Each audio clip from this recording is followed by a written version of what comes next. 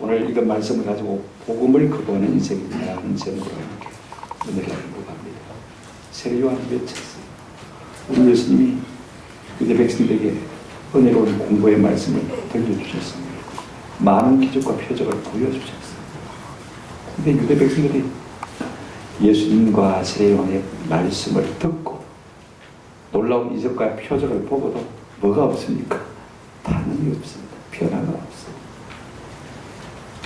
얼마나 우리 예수님 답답하시든지 오늘 세 가지로 말씀하시는 것을 볼 수가 있습니다. 비유를 들어 말씀해 주시기도 하시고 신뢰를 들어 말씀하시다가도 나중에는 실명을 들어서 책망하시는 모습을 볼 수가 있습니다.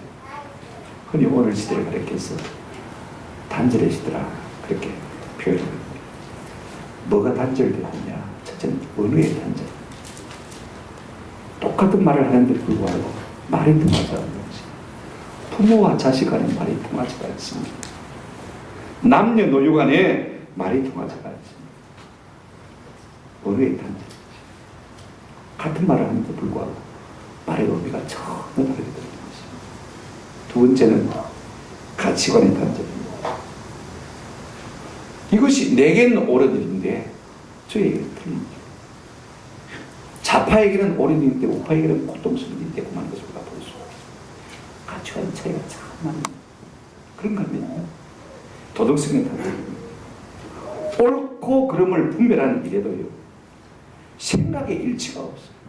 옳은 것이면 옳은 것이고 그런 것이면 그런 것인데 사람마다 다른 도덕성의 기준을 가지고 있는 것을 볼 수 있어요. 그래서 옳다 그러다 생각의 일치를 볼 수가 없는 것이야. 교회는 동성애 가치라고 하는데 좌파는 인권이라고 말하는 것을 볼 수가 있어. 그런 이유 철저하게 단절된, 그래서 입을 닫고 싶은, 마음을 닫고 싶은 그와 같은 시대를 살아가는 것이 오늘 우리의 시대가 되는 생각하게 되었습니다. 한마디로 마음이 통하지 않는 시대라는 것입니다. 나를 이해해달라고만 하지 내가 앞장서서 남을 이해하려고 하지 않는다는 것입니다. 전부 자기 중심적으로 살아가는 것을 볼 수가 있습니다. 이 모든 것이 무엇으로 말미암은 것입니까? 듣지 않으려고 하는 마음에서 생깁니다. 이기적인 마음에서 생긴 것을 볼 수가 있습니다. 그래서 오늘 예수님께서는 이 본문을 뭐라고 시작하고 있습니까? 귀 있는 자는 말저다 들을지어다. 뚫혔으니까 들리겠지. 그러나 여러분 듣는다고 해서 다 듣는 것입니다. 마음으로 듣고 영으로 듣는 것이 얼마나 중요한지 모릅니다. 세상에서 가장 행복한 사람 어떤 사람입니까? 하나님의 말씀이 복음이 내 심령 속에 들리는 사람이 참 복된 사람. 반대로 가장 불행한 사람이 어떤 사람입니까? 복음을 듣고도 거부하는 사람입니다. 여러분 참된 신앙의 시작은요, 복음을 마음으로 듣고 영으로 듣는 여기서부터 참된 신앙이 시작되는 것을 볼 수가 있습니다. 그래서 우리 예수님은요, 한번 더 합시다. 듣는 자는 살아나리라. 하나님의 말씀이 들리기 살아나기 시작하는 것을 볼 수가 있습니다. 그런데 예수님이 보시기에는요, 오고 가는 수많은 세대가 인류가 복음을 들어도 듣지 못하고 보아도 보지 못하는 존재인 것처럼 느껴진 것을 볼 수가 있습니다. 그러니 우리 예수님의 답답함이 얼마나 되겠습니까? 그래서 비유를 들어 말씀하시다가도, 신뢰를 들어 말씀하시다가도 나중에는 하도 답답하니까 실명을 들어서 책망하시는 것을 우리가 오늘 본문을 통해서 볼 수가 있습니다. 여러분, 우리가 들어야 되는데 들리지 않는 이유가 두 가지입니다. 하나는 전달하는 사람이 조금 시원찮기 때문에, 그죠? 또 하나는요, 듣는 사람의 마음밭이 뭐가 아닙니까? 옥토가. 근데 참 저는 감사한 것이 아이가 설교를 해도 제게 들려요. 참 귀한 마음이에요. 중요한 것은요, 전달하는 사람보다도 듣는 우리의 마음의 옥토가 우리의 마음밭이 어떠한지 우리가 한번 좀 깊이 생각해 볼 필요가 있을 것 같습니다. 첫 번째로 우리가 생각할 것은 우리 예수님께서는요, 정서가 묻을 대로 묻어진 당시의 시대 사람들을 향해서 비유를 들어 말씀하시는 것을 볼 수가 있습니다. 여러분, 왜 비유를 들어 말씀하시는 것입니까? 누구나 다 듣고 아는 이야기, 그죠? 그걸 내가 하고자 한 말에 의미를 있어서 말하면요, 사람들이 쉽게 알아듣기 때문에 말씀하는 것을 볼 수가 있습니다. 16절에 보시면 이렇게 말씀하고 있습니다. 이 세대를 무엇으로 비유할까? 그죠? 우리 예수님께서 지금 비유적으로 말씀하시고 하는 것을 볼 수가 있습니다. 자, 보십시오. 어떤 이야기를 하고 계시냐면요, 16절에 보시면 이 세대를 무엇으로 비유할까? 비유가 하던데, 아이들이 장터에 앉아 제 동물을 불러 17절에 이르되 우리가 너희를 향하여 피리를 부르도 너희가 춤추지 않고 우리가 슬피 울어도 너희가 가슴을 치지 아니하였다 함과 같다. 어떤 분들이 이렇게 번역하고 있습니다. 우리가 결혼식 노래를 해도 너희가 춤추지 않고 우리가 장례식 노래를 해도 너희가 슬피 울지 않는다. 다시 말하면 공감 없는 세대죠. 도무지 마음을 같이 할 줄 모르는 이와 같은 세대를 우리 예수님께서 비유를 들어서 말씀하고 계신 것을 볼 수가 있습니다. 여러분, 아이들의 노래라는 것을 있지 않습니까? 결국 어른들이 하는 것을 모방하는 것을 볼 수가 있습니다. 우리가 어릴 때는 뭐 집에서 놀지 않고 다 밖에서 놀지 않습니까? 여자아이들은 뭐 하는 것이 고자리야, 꽃놀이죠. 저희들은 나무를 가지고 목총을 만들어가지고 전쟁놀이를 하느라고 온 채널로 들판으로 많이 쏟아졌던 그런 기억이 납니다. 요즘 아이들이야 뭐 밖에서 나갈 놀이 이렇습니다만, 어른들이 하는 것을 보고 듣는 것이 무엇입니까? 그 당시 아이들이 무슨 특별한 놀이가 있겠습니까? 시장터에서 말입니다. 뭘 봤습니까? 결혼식 하는 거 봤거든, 그죠? 그 다음에 뭘 봤습니까? 장례식 하는 거 봤거든. 그걸 이제 자기 나름대로 각색해서 노래를 하고 있는 것입니다. 자, 오늘 본문을 보시기 바랍니다. 우리 예수님은 이 이야기를 통해서 뭘 말씀하시려고 하면 첫째는 이것입니다. 이 시대가 말입니다. 결혼식 놀이를 해도 도무지 함께 즐거워하지 않다는 것입니다. 저거 좋지, 내 좋나, 그죠? 저도 공감하는 마음이 없다는 것입니다. 16절 한번 보시기 바랍니다. 이 세대를 무엇으로 비유할까? 비유하건대 아이들이 장터에 앉아 제 동물을 불러 이르되 우리가 너희를 하여 피리를 부르도 너희가 마지 않고요 춤추지 않고. 어떤 분들은 이 부분을 갖다가 우리가 결혼식을 노래를 하여도 너희가 춤추지 않고 즐거워하지 않고 이렇게 번역한 것을 볼 수가 있습니다. 자, 보십시오. 아이들이 이제 뭐 놀 것이 없으니까 며칠 모임, 야, 우리 결혼식하고 놀까? 그래가지고 이제 뭐 추천을 하든지 아니면 뭐 가위바위보를 하든지 이제 주인공을 뽑습니다. 니는 주례하고, 니는 신랑하고, 니는 신부하고, 니는 하객하고, 니는 춤추고, 니는 장구치고 그래라. 그죠? 그런데 하나이가 말입니다. 자기 배역이 주인공이 아니거든요. 신랑 신부가 아니거든요. 돋보이는 배역이 아니니까 지가 춤을 춰야 되는데 나 춤추기 싫다 안 하란다. 여러분 하나이가 하기 싫다 그러면 전체가 영향을 받습니까? 안 받습니까? 받습니다. 그러면 막 하지 말자. 다른 놀이 하자. 그럴 수밖에 없는 것입니다. 여러분 결혼식 놀이의 비유적인 핵심은 누구냐면 예수님입니다. 예수님은 즐거운 분으로 기뻐하는 분들이 있다는 것을 우리가 잘 알고 있지 않습니까? 그렇죠? 율법은 뭐라고 말하고 있습니까? 행하라. 그러면 너희가 구원을 얻을 것이다. 그러니까 행하느라고 얼마나 사람들이 힘든지 몰라요. 좀 더 높은 수준의 성숙에까지 이르기 위해서 많이 금욕적인 삶을 살아야 됩니다. 그러니까 이게 참 힘들거든요. 그러니까 초상집하고 분위기가 비슷한 거예요. 근데 우리 예수님은 그렇지 않습니다. 믿어라. 그러면 말 것이다. 구원을 얻을 것이다. 믿기만 하면 하나님께서 은혜를 주셔서 우리의 마음속에 구원의 기쁨을 자꾸 새롭게 하시는 것입니다. 그래 즐거울 수밖에 없는 거예요. 우리 예수님이 땅에 오셨어요. 즐겁게 사셨어요. 그러니까 유대인들이 뭐라고 비판했습니까? 아이고 세속적이다 세속적이. 쟤네가 무슨 종교를 지르자고 그렇게 비판했습니다. 볼 수 있어요. 여러분 결혼식 하면요 사람들이 공감하지 않습니다. 저거 좋지 우리 좋은 나라죠.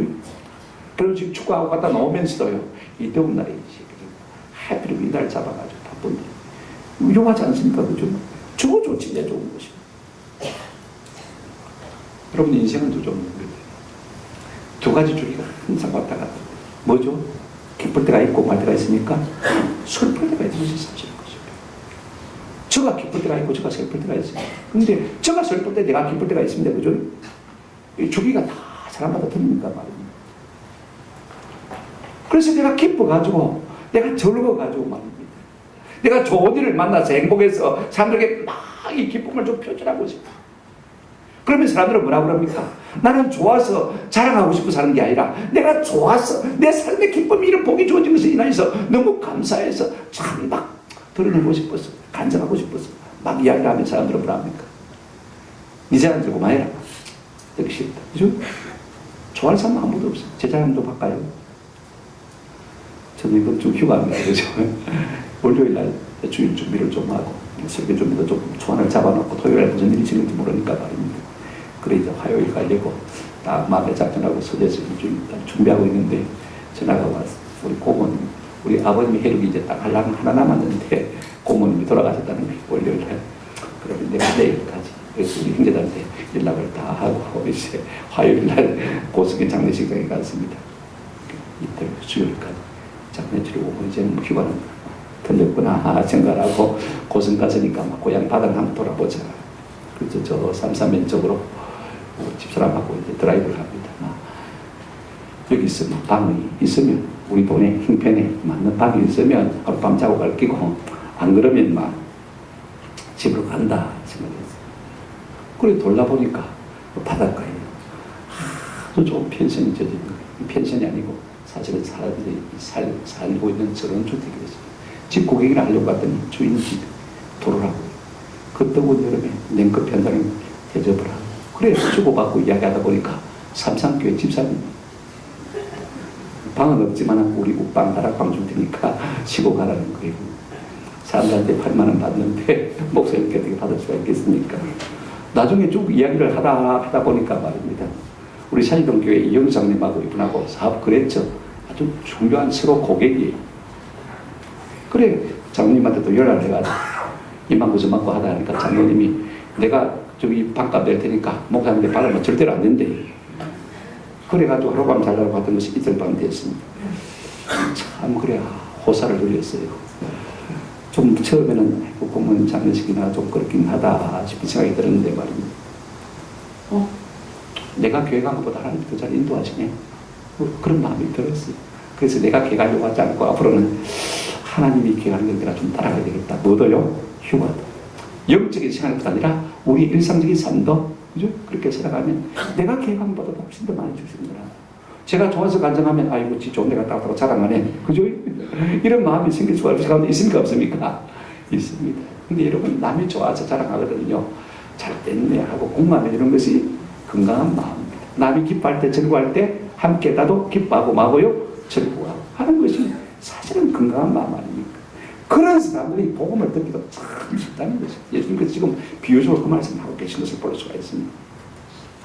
자, 보십시오. 두 번째 보시는 거예요.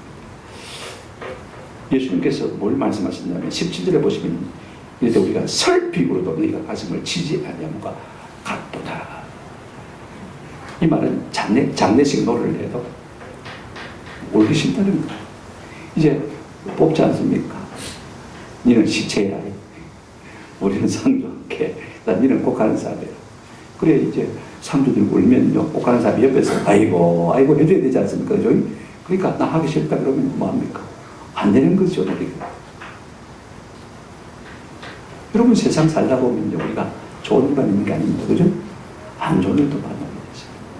전에는 좋았지만 지금 아픈 일을 만날 수도 있고, 지금 몸의 질병을 만나서 고통스러울 수도 있습니다. 그래서 우리가 만나기만 하면요, 자꾸 어려운 이야기 노릇습니다. 아픈 이야기 합니다. 여기 아프고 저기 아프고. 그러면 듣다가 우리가 뭐라 그럽니까? 좀 징징거리지 마라 그럽니다. 그죠? 좀 소리 그처럼 좀 하지 마라. 아이고 아프면 아픈가. 얼마나 힘들겠노. 그죠? 우리가 공감하는 마음을 갖는 것이 참 중요한데 그렇지 못하는 것을 볼 수 있습니다. 여러분 이 장례식 비유의 핵심은 누구에 있습니까? 세례 요한에게 있는 것을 볼 수가 있습니다. 세례 요한은요, 회개하라. 이 독사의 자식입니다. 사람들에게 가슴을 찌르는 비수와 같은 설교를 맺었던 사람입니다. 그렇지 않고는 너희가 메시아를 만나지 못하는 것이다.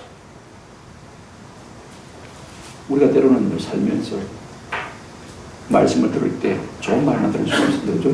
우리의 마음을 도려내는 비수와 같은 고통을 주는 말씀을 드려야 될 때가 있습니다. 그죠? 그러면 그때는 우리가 어떻게 해야 됩니까? 애통해야 되지 않습니까? 근데 예수님께서 은혜로운 말씀을 하셔도 사람들이 반응이 없고, 세례요한이 비수와 같이 가슴을 도려내는 이야기를 해도 뭐합니까? 전혀 반응이 없는 거죠. 감각이 무너지고 공감 능력이 그 시대 가운데 사라진 것을 볼 수가 있습니다. 매사가 시큰둥한 것을 볼 수가 있습니다. 왜 그렇게 될까요? 내 삶에 답답한 것이 없기 때문에 그럴 수 있겠죠. 또 어떤 사람들은요, 내가 최고다는 교만 때문에, 또 어떤 사람들은요, 자기 이기심 때문에 남에게는 전혀 관심이 없는 사람들을 볼 수가 있습니다. 이런 사람들은요, 인간미가 없어요. 만나도 재미가 없는 사람을 볼 수가 있습니다. 우리가 진짜로 예수님을 만나고 말씀을 바로 접하게 되어지면요, 예수님과 그의 말씀에 대해서 냉소적인 인간이 될 수가 있습니까? 없습니까? 없습니다. 울든지 웃든지 그죠? 반응할 수밖에 없는 존재입니다. 그런데 오늘 사람들은요, 예수님의 말씀을 듣고도, 세례 요한의 말씀을 듣고도 울어야 될 때 울지도 아니하고 웃어야 될 때 웃지도 아니하고 인생을 수수방관자로 심플하게 살아가는 것을 볼 수가 있습니다. 로마서 12장 15절 말씀입니다. 즐거워하는 자들과 함께 즐거워하고, 따라합시다. 우는 자들과 함께 울고. 이게 건강한 영혼의 소리죠. 그런 사람들이 하나님의 말씀에 들려올 때도요, 바르게 말할 수 있습니까? 반응할 수 있다는 그 말입니다. 그래서 비유적으로 이 말씀을 하고 계신 것을 볼 수가 있어요. 두 번째로 생각해 보실 것은요, 예수님은 진리에 대해서 툭한 세대를 향해서 세례 요한과 예수님 자신의 경우를 칠려면서 말하고 있습니다. 툭하다. 툭. 그러죠. 툭하다는 말이 무슨 말이냐면 성질이 상냥하지 못하고 꽤 무뚝뚝한 것을 가리켜서 툭하다 그러지 않습니까? 그죠? 사람들이 다른 사람의 즐거운 일에 대해서, 다른 사람의 고통스러운 일에 대해서 공감하는 심령이 자꾸 사라지니까요, 진리에 대해서도 냉소적인 것에 대해서 볼 수가 있습니다. 자, 보십시오. 18절 19절 한번 보시기 바랍니다. 요한이 와서 먹지도 않고 마시지도 아니하며 그들이 말하기를 뭐가 들렸다고요? 귀신이 들렸다 하더니 인자는 와서 먹고 마시며 말하기를 보라, 먹기를 탐하고 포도주를 즐기는 사람이요 세리와 죄인의 침으로 다니 지혜는 그 행한 일로 인하여 옳담을 얻느니라. 사람들이 자기가 기준이 되어 있습니다. 자기는 조금 더 움직이려고 하지 않고, 그죠? 예수님대로 움직이고 세례 요한대로 움직이라고 말하는 것을 볼 수가 있어요. 누가 더 큽니까? 누가 진리입니까? 세례 요한은 진리고 누가 진리예요? 예수님이 진리잖아요. 그런데 자기를 기준으로 딱 잡아서 요동치 않는 요한의 모습을 볼 수가 있습니다. 그래서 예수님께서 자신과 세례요한을 신뢰로 말씀하고 있는 것을 볼 수가 있습니다. 자 보십시오. 첫째는 뭐라고 말하고 있습니까? 사람들이요 세례요한이 이 땅에 와가지고 먹지도 마시지도 아니하며 뭐가 들렸다고 말합니까? 귀신 들렸다고 말합니다. 18절에 보시기 바랍니다. 요한이 와서 먹지도 않고 마시지도 아니하며 그들이 말하기를 귀신이 들렸다 하더니 여기 요한은요 예수님의 제자 요한이 아니고 누구죠? 세례 요한을 말하고 있는 것을 볼 수가 있습니다. 그런 예수님의 전력으로요 일평생 광야에서 사는 사람 아주 감동적인 인생을 사는 사람입니다. 구약시대의 마지막 선자로 굉장히 엄한 삶을 살았습니다. 율법에 의해 철두철미한 삶을 살았습니다. 그래서 마태복음 3장 4절에 보시면 이 요한은 낙타 트롯입니다. 낙타가 광야에서 죽으면요 가죽만 낚이는 거잖아요. 그거 하나 뒤집어 쓰고 그게 옷이 가죽띠를 가지고 딱 졸라매고 그 벨트를 삼아서 그렇게 살다. 그러니까 제대로 된 옷을 입었습니까? 안 입었습니까? 제대로 된 옷도 없습니다. 그 다음에 뭘 먹었습니까? 보십시오. 음식은 메뚜기와 뭐였더라? 석청이었더라. 들에 메뚜기를 먹고 그 다음에 돌을 만나고 그 돌 사이에 바위 사이에 꿀이 있으면 그거 얻어먹고 그래 먹는 둥 마는 둥 하고 사는 사람입니다. 겨우 생명만 부지하며 살아간 사람인 것입니다. 그렇게 경건하게 살아온 사람, 금욕적인 삶을 살아왔어요. 자, 그러면요, 누가 가장 도전을 많이 할까? 그 당시에 종교 지도자라고 할 수 있는 제사장, 바리새인들, 서기관들, 율법사들, 그죠? 내가 어렵다, 합리하고 그들의 의를 자랑하고 있지만요, 세례 요한에 의해 비하면 비할 바 됩니까? 안 됩니까? 철저하게 세상 삶을 거절하고 말입니다. 광야에 살면서. 낙타 트롯을 입고 그 다음에 메뚜기와 석정을 먹고 사는 아주 참 어렵게 사는 사람. 지금 그에 비하면 종교지도자들은요 경건을 이익의 자료로 생각하는 사람들 아닙니까? 그런데 진짜 경건한 사람이 나타나는 거예요. 누굽니까? 세례 요한입니다. 어이카 내가 저를 좀 닮아야 되겠는데 좀 내가 절제해야 되겠네. 내가 세상에 좀 즐거움을 뒤로하고 세례 요한처럼 살아야 되겠네. 그렇게 도전을 받았으면 참 좋겠는데 자기가 딱 기준이 돼가 어떻게 말할까요? 나하고 다르니까 나보다 어려우니까 뭐라고 판단합니까? 한번 더 합시다. 귀신이 들렸다. 여러분 이게 말이 안 됩니까? 한번 생각해 보십시오. 나보다 나은 사람에게는 귀신이 들렸다. 악의 창비난을 보는 것을 볼 수가 있습니다. 그러면 두 번째 분 예수님이 뭐라고 말씀하고 있습니까? 자기 자신에 대해서 말씀하고 있습니다. 19절 한번 보시기 바랍니다.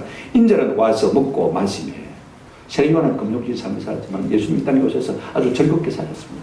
먹고 마시며 말하기를 뭐라고 말하고 있습니까? 보라 먹기를 마고요 탐하고 포도주를 즐기는 사람이요 세리와 죄인이 뭐라고요? 친구로다니. 사실 우리 예수님은요 세례 요한과 별반 다름없이 경건생활을 하셨습니다. 인자는 머리 들고 똑다고 말씀하신 것을 볼 수가 있습니다. 그러니까 늘 초야에 이른 새벽에 기도하시고 저녁에는 게시마네 동산에 가서 기도하시다가 주무시고 그러니까 쉽게 말하면요 게시마네 동산에서 공원에서 뭐 했습니까? 노숙생활 한 번에 쪽도 달고 가는 거죠. 그런데 그분의 말씀이 은혜 그분의 권능이 능력이 얼마나 커진지 사람들의 마음이 누구에게로 기울어집니까? 예수님에게로 기울어지는 것입니다. 이 종교지도자들은 아무 권능이 없잖아요. 그죠? 말씀에 은혜가 없잖아요. 사람들은 영적인 존재이기 때문에요 은혜의 말씀을 잘 알고 있거든요. 그래서 사람들의 마음이 예수님에게로 많이 기울어집니다. 그들의 인기가 쇠하기 시작합니다. 그래서 사람들이 늘 할 것 없이 예수님과 예수님의 제자들을 집으로 초청해가지고 은혜를 받았으니까 병고침을 받았으니까 어떻게 합니까? 식사 대접을 하는 거예요. 식사 대접을 하는 거예요. 식사 대접을 하는 거예요. 그리고 예수님이 초청을 받아갔는데 안 먹고 안 마실 수가 있습니까? 굶을 때는 굶더라도 무슨 금식할 때는 금식하더라도 사람들의 은혜를 받고 대접하는 것입니까? 그냥 먹고 마시고 그런 모습을 보고 종교지도자들이 뭐라고 비판합니까? 자, 오늘 본문에 보시면 보라 먹기를 마고요 탐하고 포도주를 마고요 즐기고 세리와 죄인이 뭐라고요? 친구라. 쉽게 말하면요 세속주의라고 하는 거죠. 자기들에 비해서 형편없이 타락한 존재가 예수님이다. 아주 폐마해버리는 것을 볼 수가 있습니다. 자기들은 그런 사람하고 어울리지도 않거든요. 죄인과 천민과 서민과 어울립니까? 안 어울립니까? 그런데 예수님은 그 사람들과 함부로 사람 차별하지 않습니다. 음식하지 않습니다. 다 함께 평등하게 되는 것을 볼 수가 있습니다. 가리는 사람도 없고 가리는 음식도 없습니다. 모든 사람을 사랑합니다. 수용적입니다. 그러니까 세속주의라고 예수님을 비판하는 것을 볼 수가 있습니다. 이렇게 사람들은요, 자기는 꿈쩍도 하지 않고 나와 다르게 뭡니까? 비판하는 거죠. 그 사람이 나보다 낫든지 못하든지 무조건 씹어내는 것이 우리 인생입니다. 자, 보십시오. 비근한 예를 들면요, 자기가 사치하는 사람은요, 검소한 사람 보고 뭐 한다고 비난합니까? 청승맞다고. 청승맞다고. 자기가 게으른 사람은요, 부진한 사람 보면 산을 뜬다고 자꾸 비판하는 것을 볼 수가 있어요. 여러분, 검소하고 부지런하면 좋은 거 아닙니까? 그죠? 그럼에도 불구하고 내가 게으르고 내가 사치하니까 나보다 나은 사람은 무조건 씹어버리는 것을 볼 수가 있습니다. 왜냐하면 가만히 있으면 내공을 잘 현득하거든요. 내가 부족한 것을 느끼면 도전을 받고 어떻게 됩니까? 나를 변화시켜요. 그죠? 아, 내가 좀 부지런해지고 내가 좀 검소해야 되겠구나 하고 자기를 고쳐가야 되는데 불구하고요, 그렇지 못한 것을 볼 수가 있습니다. 사람들은 진리에 대해서도 마찬가지입니다. 세례요한은 진리를 전하고 예수님 진리의 말씀을 전할 때, 아, 그게 원래 그게 저게 진리, 내 이렇게 살아서는 안 되지, 나를 고쳐야지, 그죠? 변화시켜야지. 그렇게 하는 것이 바른 반응임에도 불구하고요, 사람들은 듣고도 자기보다 나으면 귀신들 있다 그러고, 자기보다 조금 못 산다 그러면 세속주의자라고 비방해버리는 것을 볼 수가 있습니다. 여러분, 수치나 검정이나 다 똑같은 거 아닙니까? 우리는 어떻습니까?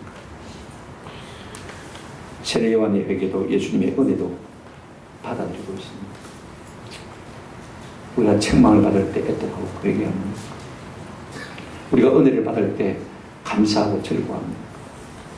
오늘 우리가 진리에 대해서 좀 바르게 반응할 수 있는 은혜가 있기를 주님의 이름으로 축원합니다. 이제 예수님은 신뢰를 들어서 말씀하시고 그 다음에 세 번째 단계로 나아갑니다. 우리 예수님은요, 복음의 꿈뜬 시대를 향해서 책망에 말씀하신 것을 볼 수가 있습니다. 20절부터 24절 말씀까지입니다.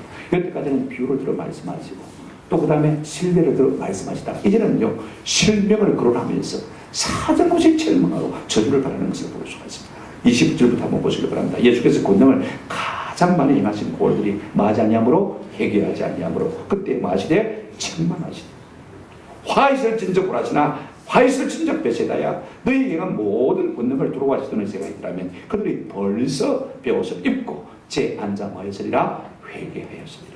내가 너희에게 이르노니 심판날에 두려워하시더니 너희보다 견디기 쉬우리라. 가버나움아 네가 하늘에까지 높아지겠느냐 음부에까지 낮아지리라. 네게 행한 모든 권능을 수돔에서 행하였더라면 그 성이 오늘까지 있었으리라. 내가 너희에게 이르노니 심판날에 수돔 땅이 너보다 견디기 쉬우리라 하시니라. 우리 예수님 신뢰를 들어 말씀하시다가 이제는요, 신명을 들어서 그들을 단호하게 책망하고 계신 것을 볼 수가 있습니다. 화 있을진지. 그렇게 말씀을 전가하고 그렇게 하나님의 능력을 나타내 보여주심으로 들려주시고 보여주심에도 불구하고요, 그들의 반응이 전무하다. 예수님께서 그들을 책망하신 것을 볼 수 있습니다. 차라리 들어와시던 땅에, 이방 사람의 땅에 이 복음을 전했다면 그들이 벌써 회개하고 어디 앉았을 것이라고요? 지에 앉았을 것이고, 심지어는요, 차라리 내가 수돔 땅에 이 복음을 전했더라면 그들이 멸망당하지 않고 오늘까지 있을 것이다 라고 말씀하신 것을 볼 수가 있습니다.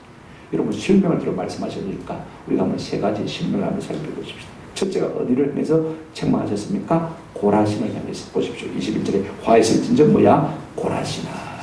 이 고라시란 이름은 성경에 두 번밖에 나오지 않습니다. 누가복음에서 100구절에서 나오는데 어딘지 잘 알 수가 없어요. 그러나 갈릴리 지방의 갈릴리 호수에 아마 해변 도시가 아니겠든가 우리 예수님이 잘 알고 있는 도시입니다. 어쩌면요, 예수님 많이 애정을 가지고 그 도시를 자주 방문한, 마을을 자주 방문하실 것 같아요. 그래서 말씀을 전가하시고 많은 이적 행하셨음에도 불구하고 그 고라신이라는 마을이 주님께로 돌아왔습니까? 안 돌아왔습니까?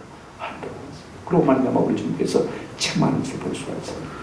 여러분, 복음을 듣지 못한 사람보다도요, 복음을 듣고도 바르게 반응하지 않는 사람 받을 심판이 엄청나게 크다는 사실을 우리가 기억할 필요가 있는 것입니다. 오늘 우리가 늘 설교를 듣고 있지 않습니까?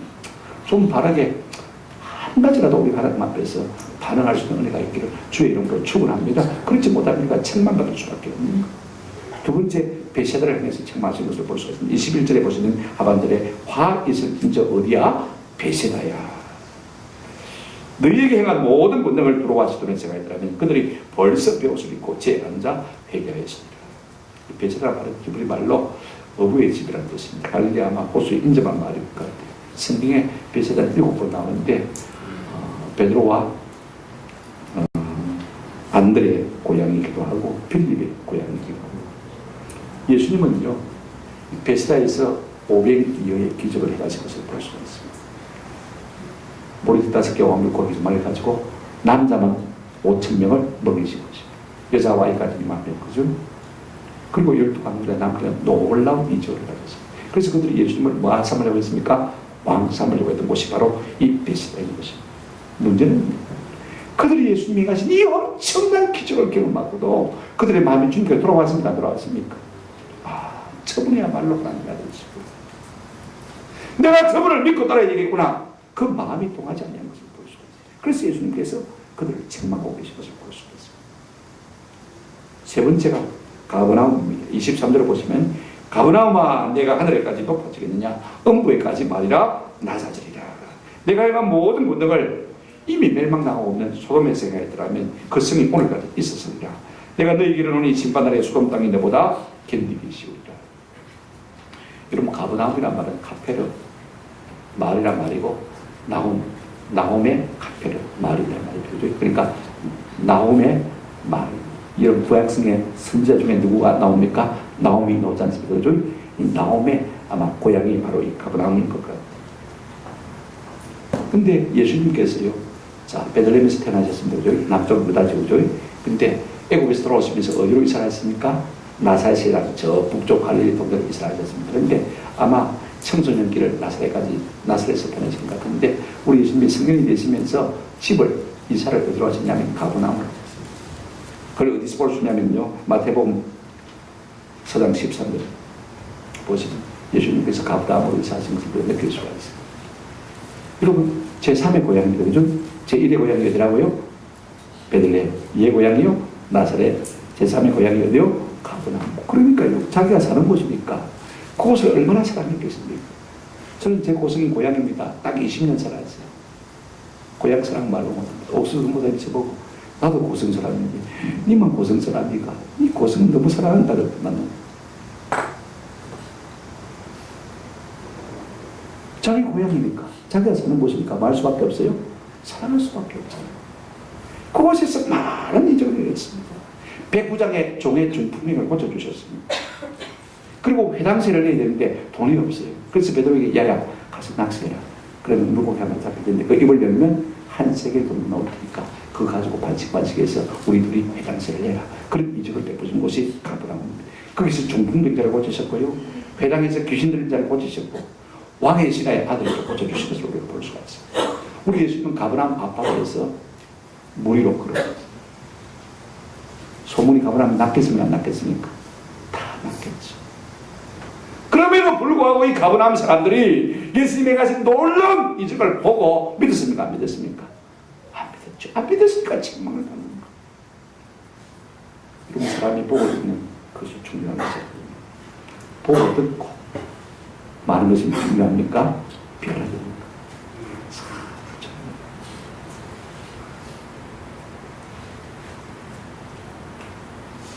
한번 합시다. 보고 듣고 변하는 것.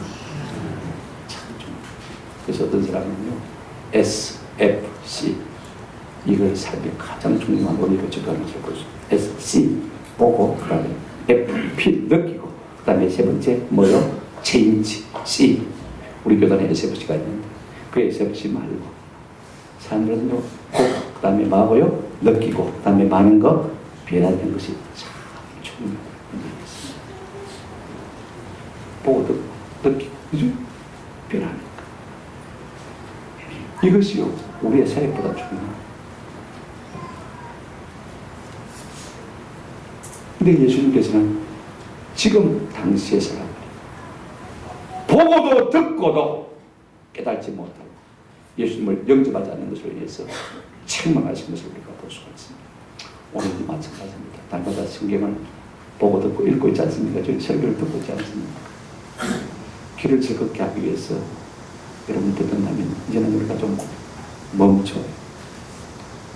내 삶에 무엇을 내가 변화시켜야 될 것인가 늘 고민하면서 말씀을 듣는 은혜가 있기를 주님의 이름으로 축원합니다.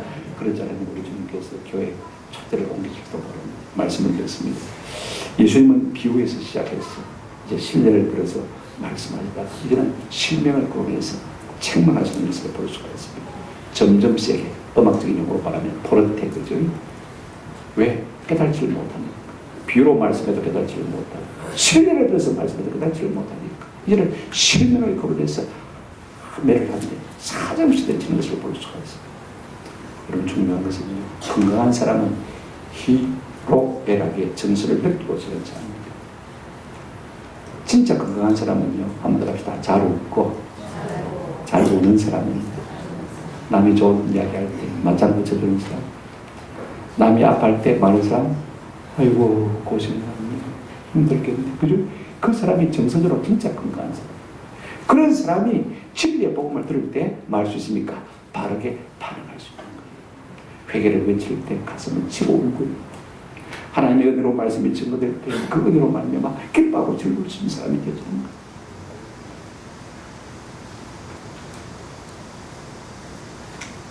우리 예수님 요한복음 5장 25절에서 이렇게 말씀하셨습니다. 진실로 진실로 너희에게 이르노니 죽은 자들이 하나님의 음성을 들을 때가 오나니 곧 이때라. 한번 더 합시다. 듣는 자는 살아나리라. 하나님의 말씀이 내 심령에 들리면 우리 심령이 사는 역사가 일어나게 될 줄로 믿습니다. 기도하실 때마다 그렇게 기도하시기 바랍니다. 오늘 내가 하나님의 말씀을 들으러 갑니다. 이 말씀이 내 귀에 들려오게 해주십시오. 내 심령에 들리게 해주십시오. 들리면 뭡니까? 사는 역사가 일어나는 것입니다. 바르게 반응합니다. 어떻게 반응하면 됩니까? 가슴을 치고 애통하든지 아니면 은혜의 말씀을 듣고 마든지 기뻐하고 절구하든지 둘 중에 하나 어느 것이든 상관이 없습니다. 심령에 사는 역사가 일어나게 될 줄로 믿습니다. 복음을 듣고도 그거는 인생이 아니라 복음을 듣고 바르게 반응함으로 말미암아 우리 영육이 사는 놀라운 축복의 사람이 되시기를 주님의 이름으로 축원합니다. 아멘.